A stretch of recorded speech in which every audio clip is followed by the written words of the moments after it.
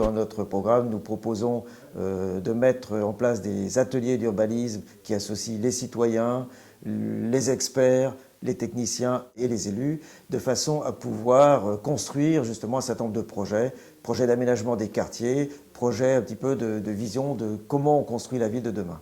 Le dossier de la VAP, s'il a été jusqu'à l'enquête publique, n'a pas été voté et c'est donc un dossier qui devra être traité par la prochaine municipalité. Nous estimons que le dossier est à remettre à plat avant délibération, qu'il faut reprendre les éléments parce qu'il y a des éléments qui ne sont pas acceptables en l'état. C'est encore un nouveau règlement qui classe les maisons par catégorie et qui du coup entraîne des contraintes énormes sur la rénovation future de ces maisons.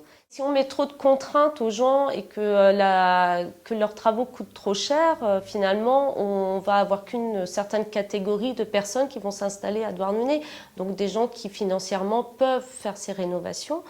Et donc les jeunes couples ne pourront pas habiter par exemple au centre-ville. Nous proposons de signer avec l'État une convention pour une opération de revitalisation du territoire, pour la rénovation urbaine et aussi pour rénover les commerces de proximité. En ce qui concerne l'urbanisme, nous voulons à la fois requalifier un certain nombre d'espaces publics, de lieux qui sont actuellement à l'abandon, donc la Villa Cornic, de l'ancien hôpital. Nous voulons aussi travailler sur l'accessibilité des lieux publics. En ce qui concerne le logement, d'une part, et ça c'est très important, nous voulons préserver l'existence de Douarnenez Habitat comme structure de logement social. Le point sur lequel on pourrait avoir aussi une politique importante, c'est l'accueil des jeunes travailleurs, des saisonniers, des gens en formation, à travers une structure d'accueil qui permettrait justement de répondre à des besoins de logement temporaires, intermédiaires, etc. Il y a des solutions innovantes.